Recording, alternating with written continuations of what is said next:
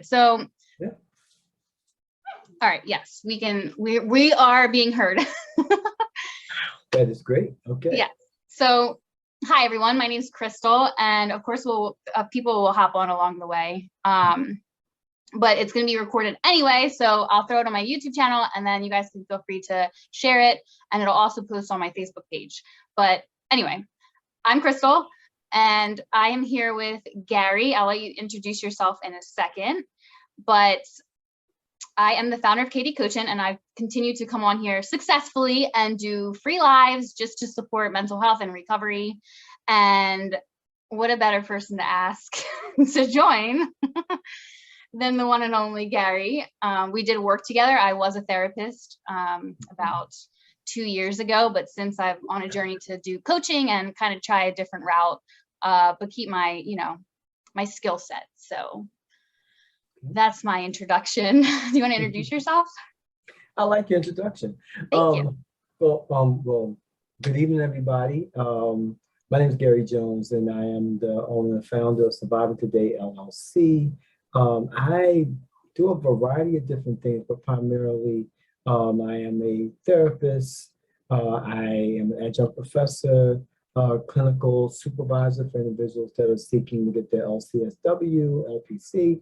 I do workshops, trainings, consultation, and specifically areas that I specialize in would be anxiety, depression, trauma, PTSD. Also, I focus a lot on men issues or men-related issues, specifically topics like fatherhood, just issues that I know a lot of times men are struggling with, and we just sometimes don't always know how to express it.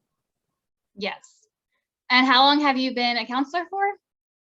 Oh, I have been a therapist now for 16 years in a couple of different places. I currently work for Resources for Human Development by day. But I have been in the mental health field for definitely over 20 years, and maybe much longer than that, probably. Doing a variety of different things. I've enjoyed working in this field. But basically as a therapist and a social worker for about the last 15, 16 years. Yes, that's awesome. Well, that's why I knew I could bring you on here to give some insight. So the topic, I might as well do an introduction with that as well. So you actually brought this up when you jumped on another live previously, but we talked very shortly about imposter syndrome. And I don't think people, correct me if I'm wrong, use the term commonly, but we definitely demonstrate the symptoms. Definitely. In our everyday lives, we do it. And a lot of times we do it more than we actually think that we do it. A lot of times we do it without even realizing that's what it is. So you're right.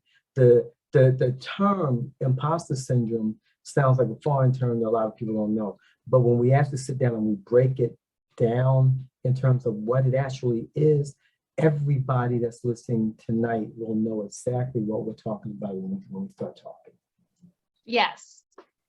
Yeah. So when we touched on it, it sparked a lot of conversation. And then, I was continuing to talk about it after I finished the live. And then I was like, what a better topic to hit on. So we actually are clear on not only examples of it, but how we can overcome it. And if we don't personally struggle, how to deal with other people who might, how to encourage them, because Lord knows we all could use some encouragement. That is true. So here's what I think. I think we could begin by giving an official definition of what imposter syndrome is. And then I would say, let's just then break it down. What do you think? Yeah, that's fair.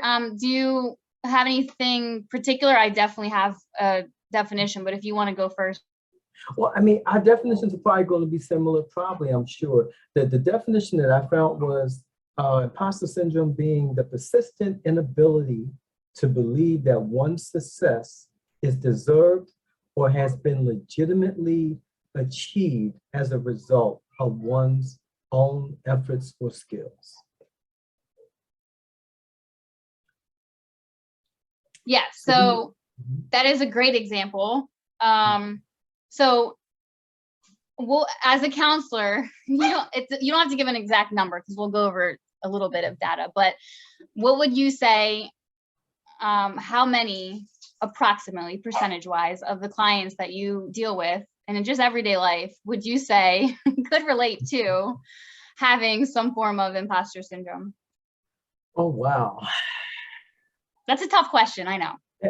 I mean, it's a tough question. I don't know if I could give an accurate number of how many people. What I would say is that, I mean, I would presume that if I had to give a number, it would be a higher percentage. Because once again, we got to remember, we're talking about people who don't realize that they don't realize what we're talking about.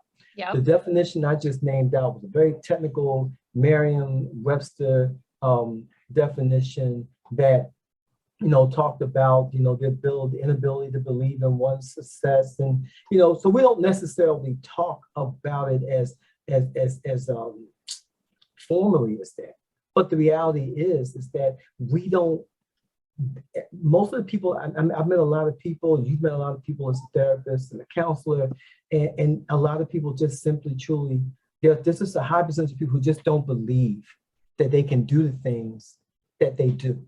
Yep. And they don't believe that they can do the things that they do, even though the facts bear out the fact that they can do the thing. I mean, they're able to do the very same thing the very things that they think they can't do, but because we compare ourselves to other people, or because we live in the expectations of other people, sometimes not so much our own expectations of ourselves, we sort of just, I don't know, we go into like a fear and anxiety in a place where we put ourselves down because we just don't think that we can do it.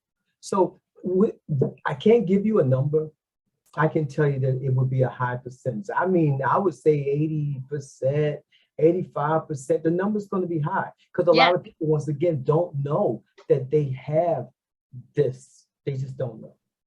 Yeah.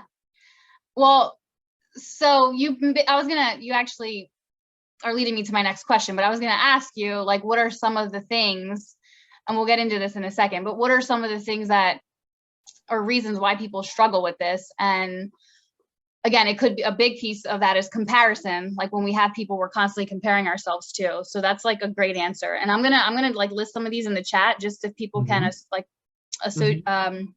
relate to any of the above. But I'm a nerd and I love statistics. So I found that 70% of people, according to this research I found, suffer from this. I'd like to say a lot of people, I have yet to meet somebody who doubted their ability to accomplish things, gave a lot of credit, myself included, to my own successes, and different things like that. So again, if you're just hopping on, we're talking about imposter syndrome and how people could feel incompetent, struggle with fear of failure, feel inadequate, or that their skill set is not sufficient. So let me ask you this first. What do you think the exact opposite of imposter syndrome would be? The exact opposite, I think, would be something I know you and I talked about before, it would be having confidence.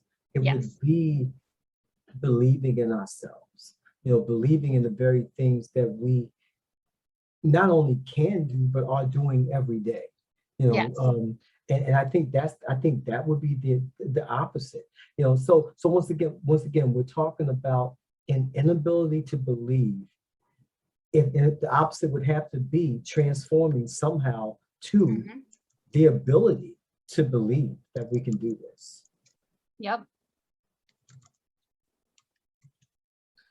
One of the things I think that I came across, Chris, was a lot of times imposter syndrome is based on what we know versus what we think other people know, or what we know about ourselves versus what we think other people think about us. So we have this belief, and usually this belief is it's kind of high. So for example, I believe I might believe that I am, a speaker, which I do. I mean, I speak here and there.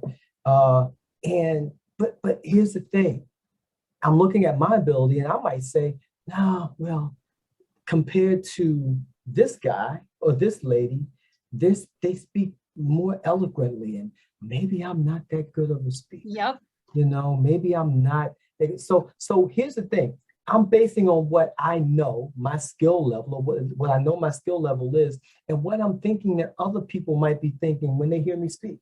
What am I thinking about? Like, what do I think? How are they perceiving what I'm saying? Are they understanding what I'm saying, or are they saying to themselves, this guy has no clue and how many ums and ahs and oh my God, I can't believe he's saying. And so now we shrink. We start to shrink. So comparison and people's beliefs about you. Yes, definitely. Other people's opinions. We believe one of the things that's important for us a lot of times, and maybe overly important, is what other people think about us, or what we believe people are thinking. So the problem is that a lot of times we think people are thinking things about us, and we think that they believe things about us, but the reality is that maybe they don't.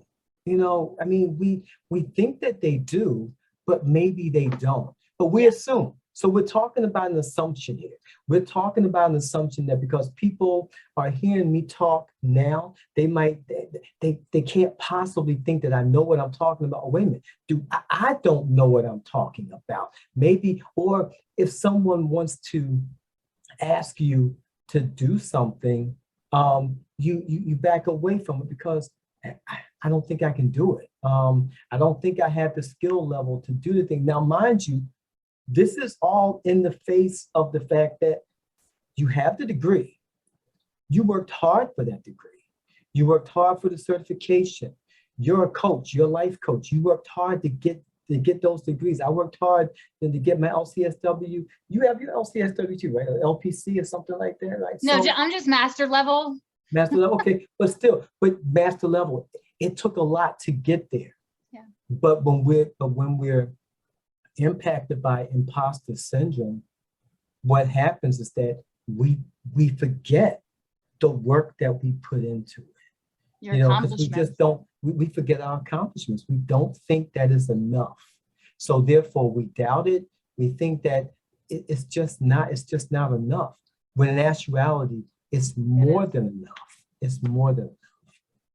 Yeah, so just to be transparent, obviously in our field, anybody who goes to work every day, even virtually now, we do have to face other people that might be smarter, work harder, all these other things that, we might perceive to be true. Mm-hmm. So what is like one tip that you have that works for you, if you've ever dealt with it, to kind of check yourself when it comes to other people's opinion of you? One tip for me, one tip that I would give everybody is stop comparing. Stop the comparisons. Stop comparing yourself to someone else. And because think about it, when we compare ourselves, we find there's two definite things that we start to realize. The first thing that we realize when we compare ourselves is that we are better than a lot of the people that we work with. I mean, I'm just going to be honest. I mean, I'm not trying to be smart. I'm not trying to be arrogant. I'm just being honest. There are people in our workplace that we can look at and we can say, yeah, clearly I know more than they know. Okay. Or clearly I'm doing this better than they're doing. Now, the problem is that that's one half of the comparison act. When we also continue to compare ourselves, we also recognize there are people who are clearly better at this than us, So now we start to feel like, oh my God, I'm not I'm really not good at this.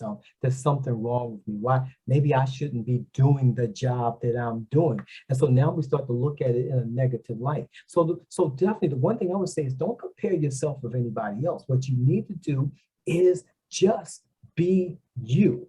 Be your authentic self. Be the person who you have come to be at this point in your life and in your career. So it doesn't matter if you're better than somebody else. It doesn't matter if someone is better than you. What really matters is you taking the skill level that you have with what you've learned or given the task that you've been given, and that you learn how to now grow into that, to be the best you can be. Be the best Kristal, and be the best Gary, be the best whoever it is that you can be. That's what you want to be able to do. So comparisons, anyone out there that's comparing yourself to somebody, stop. Just don't do it anymore. Just stop it right now, because you're going to hurt yourself. You're going to embarrass yourself. You're going to make yourself feel like you can't, that you're just not as, and you don't want to feel that way. Don't do that. So we had a comment in the chat, and it says, I compare myself to my possible future self. What do you think about that? Compare yourself to your possible future self. Okay. Well, here's the thing. I think that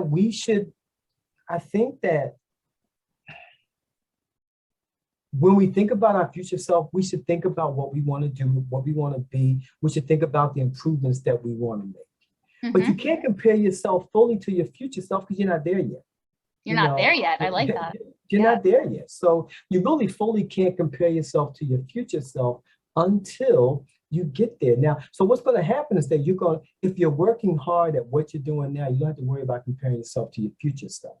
What you're doing is preparing yourself for that future that you want. That's what you want to do. Once again, we don't know how you're going to be, but you get to dictate what that looks like.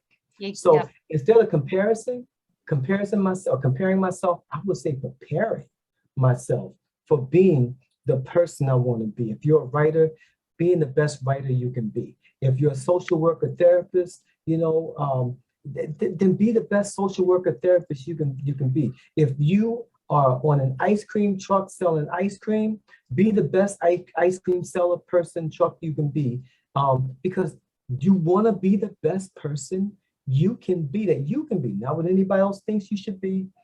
And not that we aren't considering what other people think.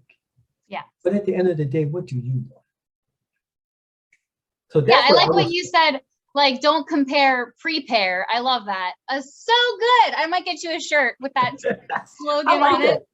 Hey, do that. I'll take it. I'll take it for real. Thank you. Thank you. No, you know what? It's a human nature, though, to, do that, because there's so many things going on. People have way more different lifestyles than we do, and we only could strive to be some of those things. It's not a bad thing. I guess we get into the bad part, unhealthy part, when you're being hard on yourself. That's the part that we have to be mindful. That's the part that we got to be careful about. What we don't want to do is we don't want to be hard on ourselves. And I think that once again, one really tragic thing about imposter syndrome is that we do just that. We really do become really hard on ourselves. We really don't believe that we can do this. We set up, it's almost like a self-fulfilling prophecy. It's almost like we're setting ourselves up to fail. Yes. And we don't want to fail. But once again, when we're comparing ourselves to other people or comparing ourselves to friends, family, or where other people are in, their life and their career, we set ourselves up for failure. Or if nothing else, for a serious emotional beatdown, self-emotional beatdown, because that's what we're doing. I guess I want people to own their achievements. I want people to get to a place where they understand that just because you haven't done something doesn't mean that you won't do it, doesn't mean that it can't be done. This might not be the season for it to happen, or maybe you need more skills to do it, but you gotta be kind to yourself. You gotta be nice to yourself. I agree. So before we get into some examples, so it's very clear, if that's okay with you, would you say there's any other things that could contribute to it? I think it's important to know the root sometimes. So you said comparison, other people's opinions. I have one more I'm thinking about, but is there anything else that you feel like might cause imposter syndrome? I think a lot of times, honestly, I think the way that we are, I think our, how can I put this? The way we're raised, the way we're, our families of origin, the people that we're around. If we're around people who don't believe that we're able to do these things or have very low self-expectation of themselves, a lot of times, we take that on, so we take on the culture of the people that's around us. And so I think that has a lot. I think just our own value of self, how do we look at ourselves? How do we value ourselves? And once again, I think a lot of that comes from families of origin. I think a lot of that comes from, our peer group that we're in sometimes. A lot of it can also be honestly impacted by things that we might have tried to do and we failed. Yep. Yeah, you hit on my next point, which was experiences. The experiences that we have, because we have to remember other people are flawed, right? So if we have a successful job or we've tried the best to be the greatest mom we could be, the greatest dad, you could always do your best, but sometimes other people may be a little bit harder on you, right? Or your just experience wasn't a fresh one or a good one, a healthy one. And then you internalize that, right? So it affects your view of yourself and your potential to be a better person. Yeah, you're right. So experience is definitely big. Somebody else posted, I just read this today by Brene Brown. When we compare to ourselves, we miss out on the meditation and alone time that we need. She actually hurt herself swimming and competing with someone while she was exercising. This is so good. Like what we're talking about is so good. Brene Brown is excellent when it comes to talking about these type of things. I mean, but I think she's very clear about it. We have to recognize it's important for us to have value in ourselves. It's important for us to believe in what we do. It's hard to learn how to swim if you don't think you can swim. If you don't think you can swim, it's hard. But you have to get out there and test the waters. Now, but this doesn't mean that you're going to be the best at everything. It doesn't mean that everything you do that you will be great in. What it means is that the things that you need to excel in will be the things that you need to excel in. I love to play basketball. I don't play basketball that much anymore, but when I was younger, I used to love to play basketball all the time. I thought I was pretty good, but honestly, compared to the people that some of the people I played against or people I saw really like the really good players, I wasn't that good. Okay, but basketball also wasn't my calling either. So like I didn't have this thing like, oh my God, something's wrong with me. No, I didn't have that. It's just basketball wasn't my thing. Finding your calling is key. You have to figure out what it is that you're called to do.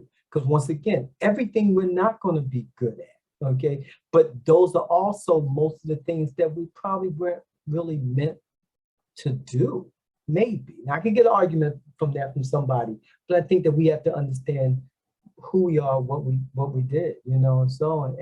And I'm looking at the comments as well. Oh, good. You can see them. Okay, good. Yeah, I was able to, I told you, it took me a while to get this together here. Liz asked, did you ever go through this? And yes, can you share a testimony?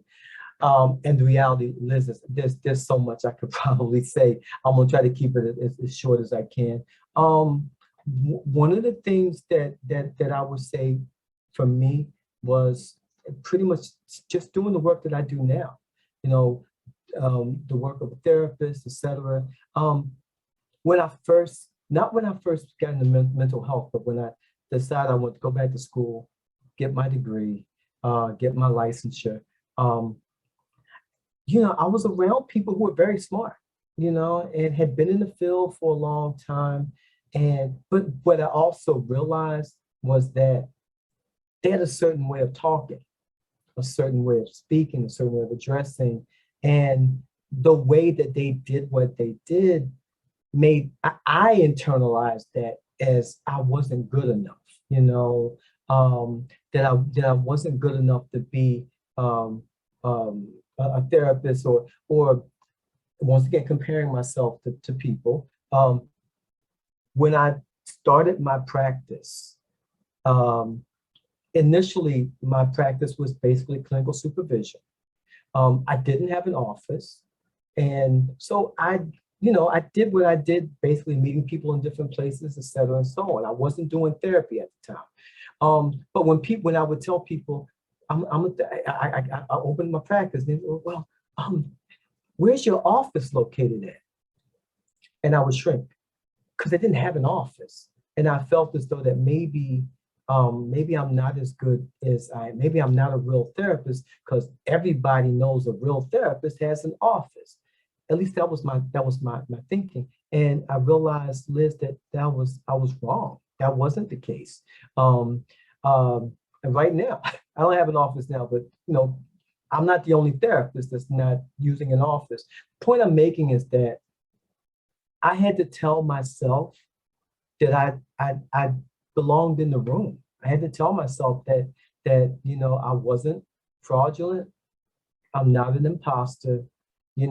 I was just a therapist at that time who didn't have an office, but I was making as much of a difference than and maybe more than some of the people around me. So point I'm making is that, we have to be able to recognize that comparing ourselves to other people can be a very dangerous thing. The other thing that I think I talked on, and then I'm going to shut up, Chris. The other thing that we talked about was, thank you, was the whole idea of speaking. So doing this thing that we do, this work that we do, we have to do a lot of speaking.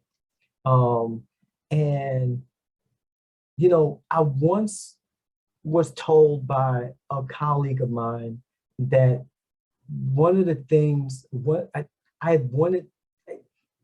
wasn't considered to be like a keynote speaker for our annual dinner or whatever. But one of the reasons why that wasn't is because I was told by a person in private that they didn't think that I had the confidence to speak. They just didn't think I could do it. So that bothered me. And I worked, and I was trying to work hard to not be that person. But then I realized something. If you invite me to speak, you want me to speak. You don't want John, Paul, Ringo, and George to speak. That'd be nice, but you don't want them to speak. You want me to speak. So I got to speak as Gary speaks. So when you ask Gary to speak, here's what happens. You might get a little bit of and ah and some stuff like that. That's me. But you're also going to get the content that you need. I'm going to come and bring you what it is that you're asking for, and I'm going to deliver it. Now, it may not be the same way someone else would do it, but that's okay, because this is me. I was worried about not doing it the way other people were doing it, until I realized that no, there's a market out there for people that want to see me, that want to see it and hear it the way it's said. So I just want to say, those would be some of my examples, and there's so many other examples I could give y'all. We ain't got time. Kristal's gonna have to invite me back for that. But okay, but basically that's it. Thank you for that question. Appreciate it. Yeah, it's a great question. I feel like we should do a two-parter, because I have like the 5 examples of exactly what an imposter syndrome looks like, but I don't think we're gonna get through all of them. And they're all like, I can relate literally to half of them. So I'm here. Just let me know. I'm here. Mm-hmm. Yeah. So Liz is so funny. She's funny. And she says it's your turn to share now. Okay, so I have a million examples too, but I think the most current would be like now in this new journey. Like I'm always worried about, well, I'm getting better at it, but you know, is this too much? Like, do what I have to say, is it stupid? Like, is it gonna relate to people and all these things? And then like after I start doing it, I'm like, you know what? Like I constantly have to just like reshape my thoughts. Like, why am I doing this? It's for the one. That sounds really cliche, but Kristal, like, so what? Like, it gives me joy. That's all that really matters at the end of the day. And that sounds selfish, but it's not like I'm doing anything selfish to begin with. I'm sharing and I'm trying to help other people. So that's a quick example, because every single day, even in my full-time job, I work with a lot of people older than me and more successful than me. But I feel like my achievements have shown that I am just as worthy, right? People who are not capable don't get promotions or, you know, different positions and things like that. So when Gary said, like, remember your accomplishments, I think that is really important to sit back. You may have not gone to college or be like the smartest crayon in the box, but like, what have you done? Have you been, you know, the best mom, the best wife, owned a business, like whatever your strengths are, like taking a step back to just remember like what you've overcome and how far you came, if that makes sense. you know, and Kristal, what you just said is so true, because I know we talk about success and things that people measure as being successful. So here's the thing. Growing up as a person of color, and I recognize that a lot of times people would say a successful person would be a person that's a ball player, basketball, football, you know, someone that's doing that, sports, you know, politician, et cetera, so on. So what we do is that we sit back and we think about, in other words, for a while, you know I compared myself there. And I began to realize, okay, well, I'm not none of those things. But then when I really sat back and I thought about it, here I am, an African-American male who has survived, you know, the projects, you know, survived all of those things, went to school 2 times over, got a master's degree, got a license. And this is not me bragging. This is me realizing what I've been blessed with from on high. And I thank God for that. So when I sit back and think about it, these are the things. And I look around at my life, you know, I'm married for 18,000 years. Don't tell my wife I said that. 18,000 years. And I got a daughter, wonderful son-in-law. And I should say son-in-law because I don't only look at it as an in-law, it's my son. And I got 4 grandchildren. I got peace. Okay. I don't have a best-selling book. I don't have that. Okay. But I have peace. And I can look and I can say, these are the things that I've been able to do. And someone else can look and say, I did this, I did that. They can say they did more, but I don't really care. I'm content with where I'm. So once again, part of overcoming imposter syndrome, as you talked about earlier, Chris, is we got to be confident in who we are, you know, what we bring to the table. And Roseanne is so true. She's right. You know, he doesn't call the qualified, you know. He calls the excuse me, I just got totally slipped up on reading it, but he qualifies the call because your gifts are unique. The way Kristal does what Kristal does is not the way I do. Some of the things that we do are very similar, and there's just other things that are very different. And yet that is okay. It is okay. No one is saying that we have to do it the same way. We're not meant to do it the same way, but we're still being very successful in what we do. Yes. I have one more thing to say about this. One of the biggest signs of imposter syndrome is feeling like a fraud or thinking you're a fraud. Yes. Did you know that? Yes. And yes. I think what's interesting or important to remember is like, when we experience things and we meet people for the first time, they don't know what we've been through. Like, they don't know our failures. They don't know our mistakes, things like that. And that's like our own conscience and our self-esteem, you know? But like, I try to remember that, like, you have a new opportunity every day with every new person you come across to do something different and better. Like, they don't know your story. And it's really, quite frankly, not their business. So that helped me a lot going into my new workspace, because I did lack some confidence in the beginning, but I'm like, these people have never met me. They don't know me. They don't know what I've overcome, you know? So I had a fresh start, and it's important to remember that, like, you have a fresh start. There you go. There you go. I think that what we talked about earlier is, it becomes once again in play here. Once again, imposter syndrome, it's all about assumptions. It really is about what we assume about ourselves and what we assume other people are thinking about us. But what we have to be able to do, we got to be able to separate the imposter syndrome, the frauding that we think we're getting or think we're doing, versus the reality. Okay, so here's reality.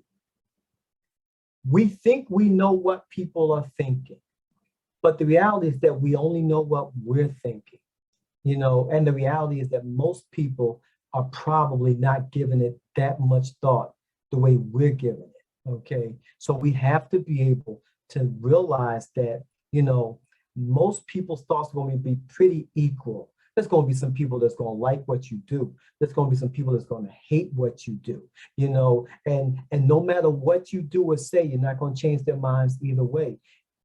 And yet that's okay, because that's the reality. Some people like you, some people hate you, some people applaud you, some people despise you, you know, but the reality is, like you said, Chris, they don't know your story. And your story is what made you who you are right now. Your story put you where you are, you know, and some people will be wanting to hear your story, and there's going to be some people who just, they won't, and that's okay. Okay, amen to that. So, just to transition, if you're okay with that, we have some people in the house. If you're just coming on, again, this is talking about imposter syndrome and how to overcome it. So some examples I have, and I want you to pick one if you're okay with that, just to dive into a little bit more. And if we have time, we could do 2, but I'm not going to do all 5 of them. Okay. So one of them is the perfectionist. Oh. If you are that person or know somebody that's a perfectionist, strives for perfectionism. The second one is the superwoman or the superman. Yeah. Okay.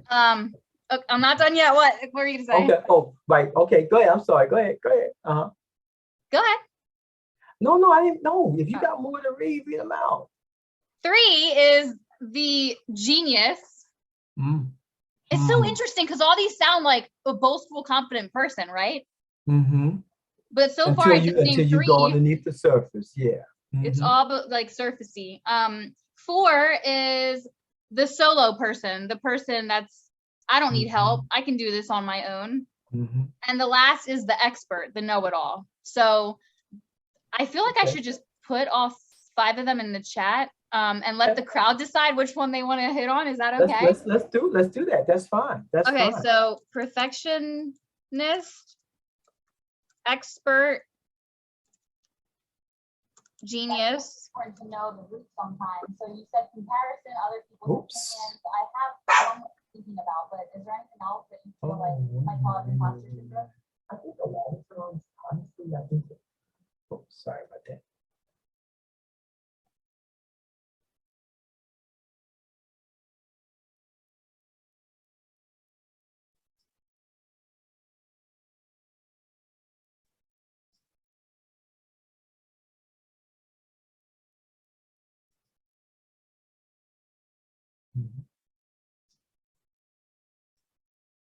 Okay. All right. So we're gonna wait for people to decide what they would like to talk about. Oh my God, I was on mute the whole time. I was saying, I'll give like 2 seconds to anybody in the chat that likes to, that prefers to hear any of the above. And then if not, you can pick your own. This is going to be good.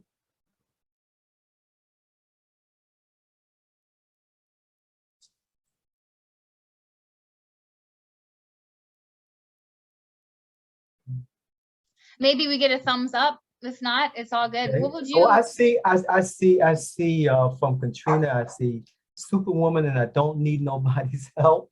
And I Oh, see Rosinette, perfectionist, soloist, perfectionist. Um, yeah, okay. how come you're seeing I got my responses and I'm not? I don't know. I got my Facebook on. I'm looking at it off of your page actually. So that might be what it is. Oh, I see it. So we have Superwoman and then the soloist. We have 2 perfectionists and then a soloist. So it's a tie. Hi, ooh, okay. So perfectionist. We can do both. It's fairly quick if you want to do Well, both. yeah. I mean, I don't mind doing it. Let's go for it. Okay, you want me to go for it? Yeah, the perfectionist. All right, perfectionist is all right. Okay, that's the person that we all hate to see coming sometimes. Like that's the person who just it's like they have to like it has to be done this way. It has to be done right now. That's the person that you're probably going to see after work. I mean, it's 8 o'clock and they were off the clock at 5 o'clock, trying to get stuff done. And so that's part of what that is. But we have to understand the underlying piece to that. The underlying piece to that is that this is people who we set high marks, or these people will set high marks for themselves. But the thing about it is that they set the high marks not because they are feeling like, I'm worthy of doing that. I want to. It's because if I set it so high and I don't achieve it, like in other words, I have to achieve it. Okay, I need to make it. So once again, it really isn't about the fact that I'm trying to do a great job. I'm so unsure about myself.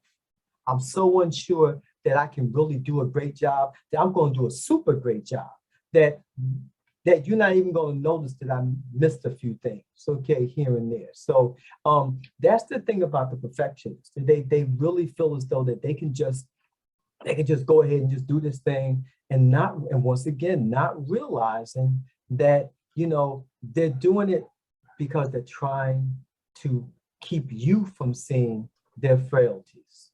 Yes. I'm going to add 2 more pieces to this. Come on. One is like, if I don't do it, it's not going to get done the right way. So yeah, I'm totally this person. I look, and I've been there, I've been there. I've been there. There's been times when I felt like, hey, look, I need to do this because if I don't do this, somebody gonna mess it up. So, and then I had to realize, and Kristal, what has changed me over the last few years, I realized I can't fix everything.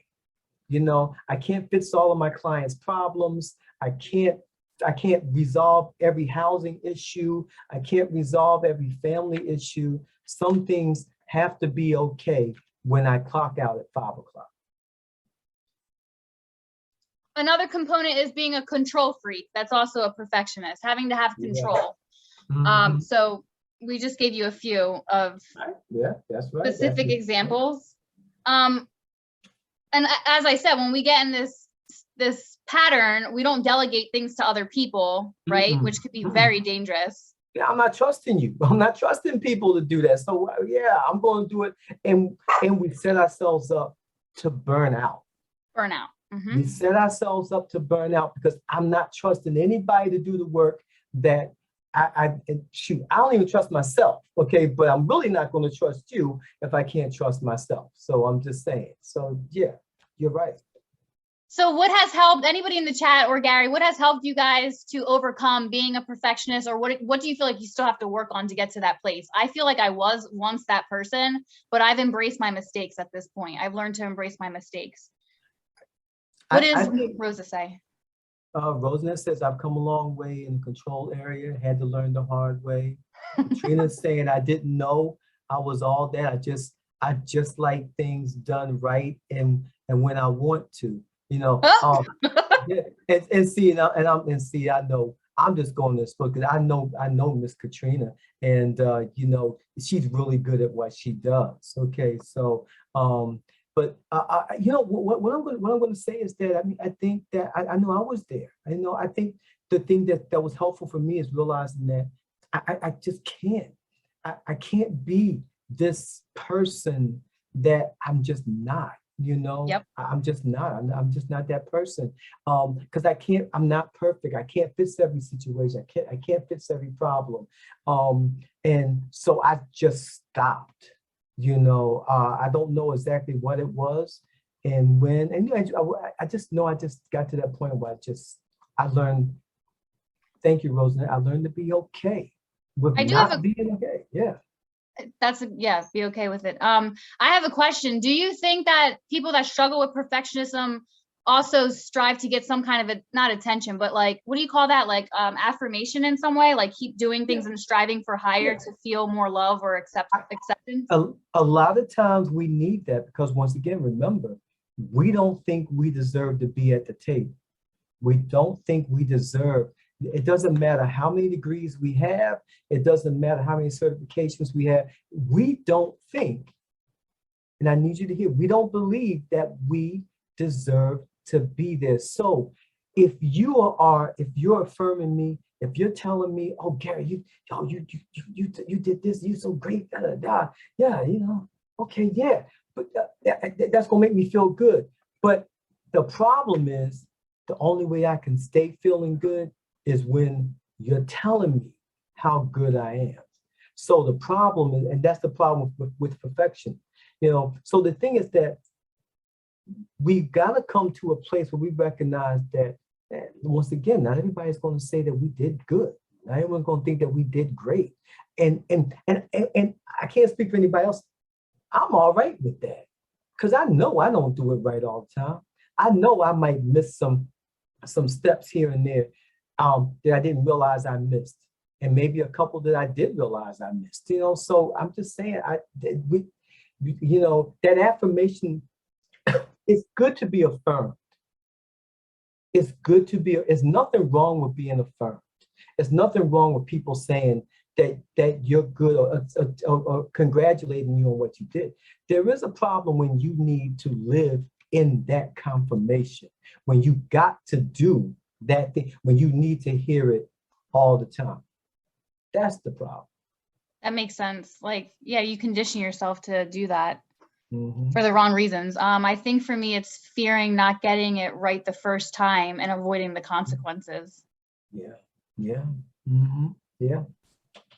So we're afraid of what will people say if we don't get it right the first time. You know, what will people say if we make a mistake? What are they going to say? How are they going to judge us? Yeah. So we're worried about that. So we try our best to do whatever we can to not be placed in that scenario. So that's what we're trying not to do.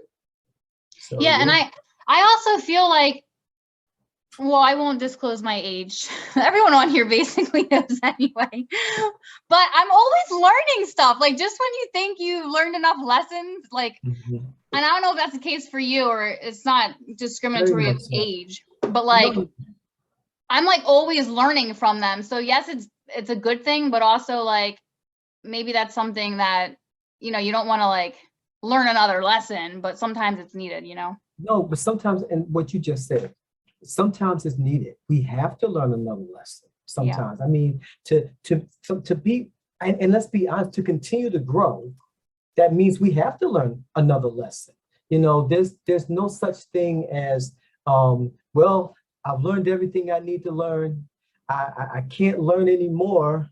You know, there's no such thing, because you put yourself in danger and you put other people in danger when you feel you've learned everything that there is to know about a particular subject. There's something wrong with that. There's something wrong with the person who feels that way. But once again, the inadequacy that we have in ourselves makes us feel that we can't learn because we know everything. I am older now, and I can truly say that there are people around me that I learn things from, you know, if not every day, a lot of days, because I recognize there's things I just don't know. Looking at my grandkids, they do stuff, I'd be like, oh, how'd you do that? And you know, I don't know how they did it, but they did it. So the thing is that we should always forever be in a state of learning. You know, you should never get to that place. I pity the fool that feels that they get to that place in their life and I'm done. I don't need to know anything else. That's scary to me. It is That's scary. That's very scary. Well, that was a good one. Thank you guys for sharing. Any other comments on that? I think the solo one's going to be even greater. Ooh, the soloist, yeah. Oh, we're gonna talk. You want to talk about that? I mean, are we good to move on? So Ruby says there's always room for growth. And yes, Gary, this is truly a foolish person. Yeah, I totally agree. I mean, Ruby and Liz are totally on point with that. I mean, once again, we have to be able to grow. And part of growing, and this is something about the soloist, because the soloist doesn't, you know, they feel like, I mean, it's okay to be independent. You know, as you and I've talked about, it's okay to be independent. It's not okay to be like a separatist, you know, like to the point where you feel you don't need anybody. And if we are at that point where we just like, with some people are afraid to ask because they are afraid if I ask, then that's going to mean that's going to be a problem, because in other words, now I might not be showing you that I'm as smart as I am, because now I got to ask you to help me. So therefore, to avoid personal embarrassment, I'm just not going to ask you. I'm not going to ask you a thing. No, I'm just going to just do what I do. But you see where the problem comes in with that, because now we're the one, we want to do it all by ourselves, refuse assistance, and oftentimes people that do that make the biggest mistakes. Yep. Because if they would have stopped and they would have asked somebody for some help, you know, then the project could have been better. You know, maybe, you know, some people feel like they got to save the day. Or as we said earlier, if I do it myself, if I don't let you know I need any help, it's, you know, you won't know that I have any issues. Yeah. So we've tied this into imposter syndrome, relating it back to like doubting our abilities and our achievements by the fact that if we ask for help, like you're saying, then that makes us doubt our ability to do it on our own. Or somebody else might think that we're not capable. And once again, our own inadequacies, our own fears. And once again, it's one of the key things here is fear. You know, our fear that people will judge us because we couldn't get this done, or they'll think that we couldn't get it done because we had to ask. The reality is that sometimes when we ask, that's the wisest thing that we can do, because what happens is that we're asking for help and people are like, they're like, okay, yeah, I see such and such, and they're asking, and they see like, we can get insight by asking for help. But if we are afraid that people are going to judge us, then we're not going to say a thing. Got you. So that's an important one. Definitely try not to feel shame if asking for help and seeking advice from other people. This actually relates and ties into what we're doing now, mental health. You know, everything that's going on, I wouldn't say it's a lack of not being able to ask for help, but can you imagine the difference between somebody actually opening up and asking for that assistance versus not, and dealing with it on their own terms? Yeah. It doesn't really end well. Oh, it doesn't. And I think one of the things I know as a therapist is what I try to do with my clients is I try to help people understand that it's okay. As someone said earlier, it's okay not to be okay. And if you're not okay today, it's okay to ask, how can I be okay? You know, what do I need to do to be better? How can I be a better person? If we go into any given situation thinking that we have the total answer and that we can't be wrong, you know, we're gonna make some mistakes along the way. You know, when I'm talking to married couples, one of the things that I find important is helping people to understand, you know, what part do they play in this issue that we're dealing with, whatever the issue is? You know, when people, when I'm doing when I'm doing single therapy, like people like that individual therapy with folk, and they're saying that this person did that, this person did that. There are some times when the other person really is the issue. It's not your client. Sometimes it is the other person, but yet your client has to be able to decide, what am I going to do about this? What's going to be my next step?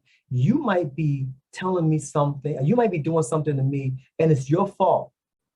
But what's going to be my next step? How do I need to leave?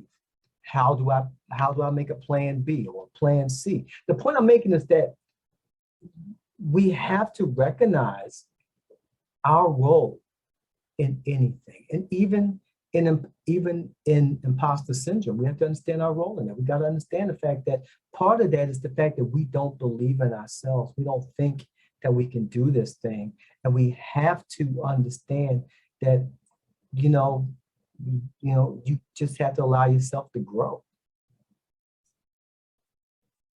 Sorry, I'm making like little notes on this side, just to. I see. It's okay. No, I think that's great.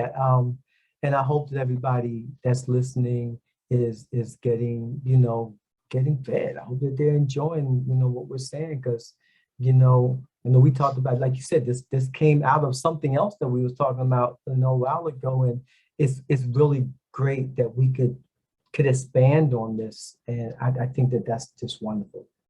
It definitely is. And I'm learning something new, like even being previously a therapist, I knew about the term and I knew what it kind of looked like, but I didn't know that, being a perfectionist expert, like I thought those were actually good, commendable things in a way. I didn't think it was like actual signs of this specifically. So I am learning. I mean, there's nothing wrong with being an expert in something. Yeah.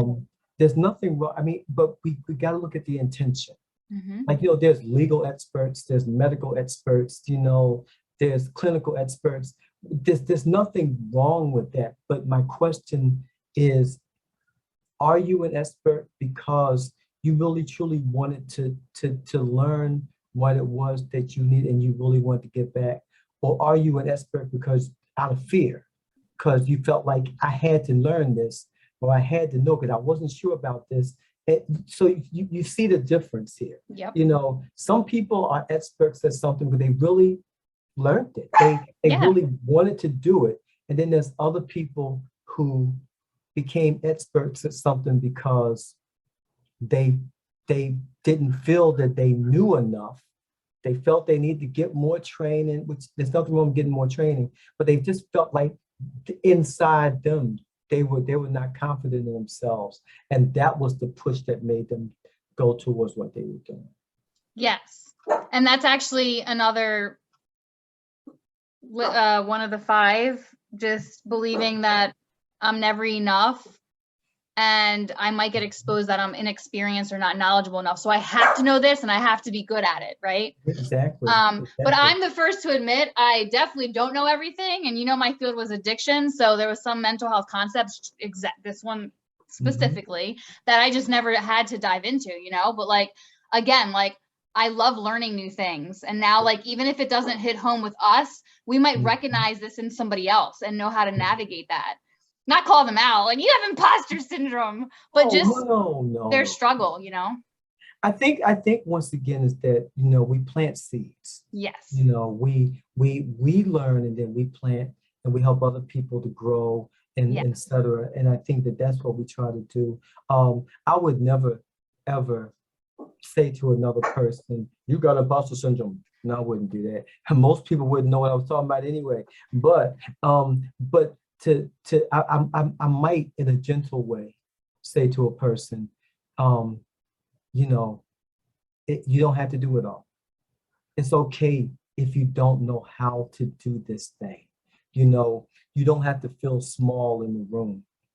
One of my favorite terms, you don't have to shrink. A lot of times we shrink because we feel inadequate. you know, to the person that's next to us. And we don't have to do that.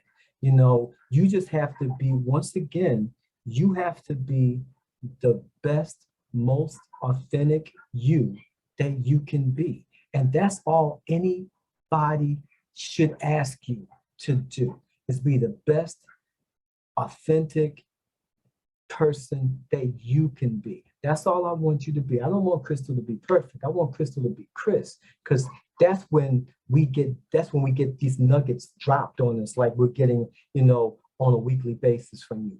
That's good. That's you being you, and that's you caring for the people that you care for, and the process and everything that you love, you know, and every place that your heart is at. That's where that's what we get from what you give us. And that's what people want around you. They want to know that you are authentic. I love that, your authentic self. I have a question, kind of put you on the spot. When I call you an expert in mental health, do you cringe? You know what? I think that sometimes, yeah, I mean, you know what? I cringe because I don't cringe. I won't say I cringe, but what I'll say is that I want to make sure that the person I'm talking to, like you, know that, you know, I don't know everything. I do recognize that there's a lot that I do know. Okay. So I think that sometimes we can be so humble that we can just totally downplay, you know, all of our skills and education and stuff like that. I don't think that we have to do that. Mm-hmm. I think we have to be mindful that being an expert doesn't mean that we don't have much more, that we don't have more to learn. Yes.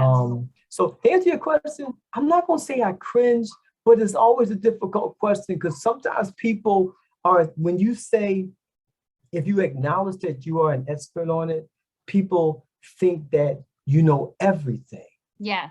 Yep. And I'm going to for everyone who's listening, trust me, I don't know everything. I really don't know everything, but I feel as though there's certain things that come with the knowledge, that the education that I've received, the certifications I've studied for and received, you know, the things I've done has brought me a certain level of knowledge where I feel really comfortable at talking about certain things about mental health. Definitely.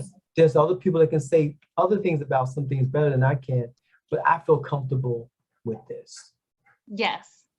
So Liz says that we forget our worth, which I agree with. I had another off Facebook comment that I wanted to share. Somebody said that we didn't hit on, or no, we did. We touched on the soloist, and they said that they don't like for others to get in trouble for something that they've done, so they take the blame a lot. Like relating to being a soloist that way. Do you have anything to say in regards to that? Not to go backwards, but no, I think that I mean, I think I would look at the soloist as being more that the person. I think it's more of a personal thing with the person. I think the person that's the soloist is more concerned about themselves and how they look, as opposed to how. But here's the thing. If because remember, you're working, like you're not really trying to work in a group, you're just trying to do it yourself to get it done. But I think most people who fall within this category, or maybe in some of the other categories, I don't want you to fail, because if you fail, that's going to make me look bad. You know, so part of me not wanting you to fail is not even giving you the job to do in the first place. Yeah, I'm just going to do most of the stuff. And yeah, I might try to cover you, because once again, for me to cover you means that, because if I don't cover you, that's going to make me look bad. yeah. Because, you know, you did, you know, I let you do this, and yeah, so yeah, I mean, I definitely get this. I can see that. I mean, there's definitely a place. But the most important thing for imposter syndrome is people have to recognize that this is really all about me. It's about how I feel about me. I mean, you might play a piece of it, you might play a part of it, but it really is all about me. You know, the being the superhero, the Superman, the Superwoman, you know, think about that. It's about me. It's about me coming in, swooping down, saving everything. And if I keep coming down, swooping down, saving everything, look, I look good. Mm-hmm. But if I look good, if I look really good, you don't ever have to really look at Question. the things I don't look so good. Yeah. Well, you just breezed over that one. So I guess the last one was the genius.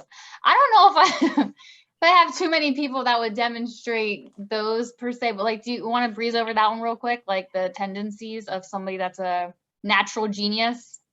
You know, I'm struggling with that one because I'm not really sure. I guess it's like, you know, I'm wondering if it has something to do with people in their competence, the level that people have, like, in other words, like, you know, kind of like the expert in some ways. I'm just gifted at this, I guess, you know. Or I need to show that I'm very competent at what I do. Yes. And there's nothing wrong with that on the surface. Nobody wants to show themselves incompetent. But once again, if it's based on fear and anxiety, or what I think you might be thinking about me, so if that's what it's based on, then then that's a problem. Then that makes me an imposter.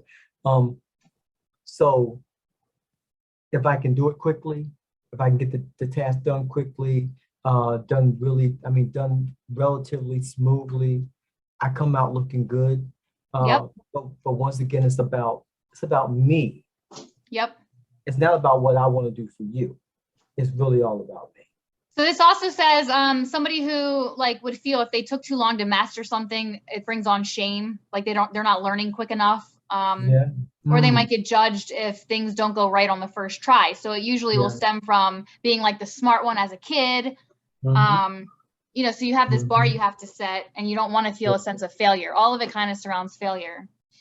I would agree. I would agree. I think that once again, and it kind of goes back to what we was talking about earlier in terms of the things that we learn when we're kids. You know, stuff our parents, stuff we learn from our parents, brothers, sisters, other family members, things that that set the tone for what we believe in ourselves as we get older.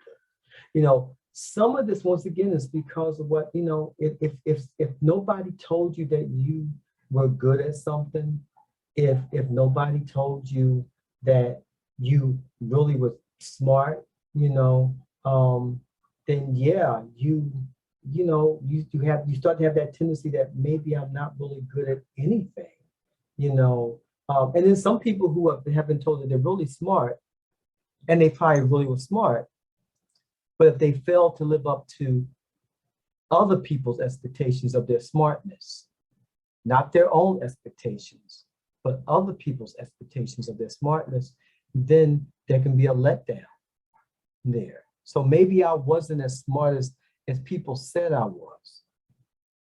They forget the fact that they were smart or are smart, but because they didn't live up to the expectations of other people, maybe I wasn't as smart as they said I was. Maybe I was an imposter. Yeah. And one more quick thing about this is it's mentioned like people struggling with having a mentor or somebody to guide them. Because if they're considered, you know, the smart person, like why would I have another form of guidance or mentorship in my life? And that can be really dangerous. And I once heard somebody say, like, if I used to tell my mom this a lot, like it really clung to my brain. If your mentor doesn't have a mentor, then you shouldn't be following them. Or if a boss doesn't have a boss to answer to, you shouldn't be under their leadership. And I think that's important because I feel like we all could use leadership. I agree with you. I think we need to keep in mind the importance of a mentor. You know, we need to keep in mind the importance of people in our lives that at different times in our lives are there to guide us. You Mhm. know, sometimes people may not even realize, you know, what they did, you know, or what they've done to help us to steer us in a different direction. Um, when we realize that people have been mentors, then I think we should honor them. There, I know, like for me, and this comes up, I see for men a lot of times. A lot of times men find it hard to make that connection with other men and like be able to say what they need to say. And I think that, you know, because we're not taught to express our emotions, express our feelings. You know, I had an eighth grade teacher who is still alive. God bless his heart. And when I moved to Philadelphia in the eighth grade, in the middle of my eighth grade year, and I was like literally uprooted from where I lived at, from my friends, school, everything. And I had to learn Philadelphia. And that wasn't easy, okay? I bring up this teacher because, you know, he let us hang out in his room, you know, like, you know, before school began, we played chess, all different kinds of things. It became a safe place, a safe haven. I didn't realize he was a mentor because nobody told me what a mentor was, okay? But what I realized years later, the part that he played in just those 6 months of my life. And I was able to track the man down years later Oh, wow. thank him. As a matter of fact, there's 3 or 4 people in my life that I have been able to, at different points in my life, I've been able to go back and say, thank you. I appreciate what you did. I didn't realize what you were doing at the time because mentors is needed. You know, we're not out here to do this trail by ourselves. You know, there's nothing wrong with having people in our lives that can tell us at different points in our lives, you know, have you considered this? You shouldn't do that. That's not a good thing. That's not a good idea. We need guidance at times. And I think that's fun. So, but you're right. That particular part, there are people who just feel there's a problem with mentors, or they feel they don't need, or I'm once again, it's about me. I'm above that. I don't need to talk to anybody. That becomes a personal issue. Yeah. Yeah. And back to your point about affirmation earlier, I like to think that I've impacted a lot of people throughout the course of my career. So I would say when you were mentioning like, reflecting on your achievements, like there's a lot of people, even in this room, that have been very like influencers, right?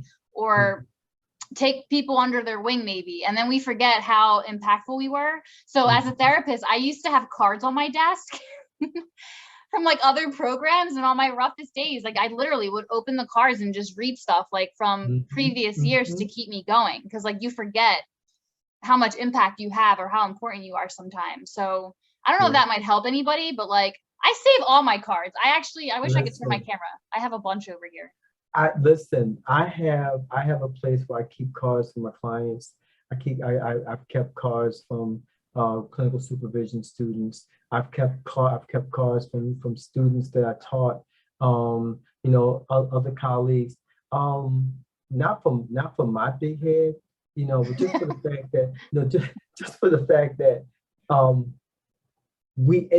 I can't say it any better than what you said. We make a difference in the lives of people. I think that sometimes we think that we don't, but we make a difference in the lives of people. Now, there are some people who we don't make a difference in. Okay, we just don't. Some people just don't care. But I believe that there's one day there'll come a time when we may get to see all the people that we've impacted. You know, this ain't that time, but you know, but there'll be a time when maybe we get a chance to see some of the people that we impacted. And that was one of the reasons why I went back and sought out some of my mentors. You know, it was actually 4. A couple of them were easy to get to. A couple of us I had to do some searching. But the point I'm making is that to let them know what they meant in my life. So sometimes people don't even realize the difference that you made in the difference you made in their lives until after the fact. You know, they go back and they realize, you know, so we're just a continuum of blessings, I guess. You know, that's just what I think that's what we're here for. We get and we give back. Yes, that's so good. You gave me a little thing to think about. I don't think I've ever I've sent cards to people in that way, but yeah, making that more a point to kind of remind them. Yeah. That's good stuff. Let people know what you've done and what they've done for you, I should say. Definitely. Just yesterday, I received about 25 cards from people at my look at that, timely, thanking me for how I've impacted their lives, some of which I had no idea. That's great.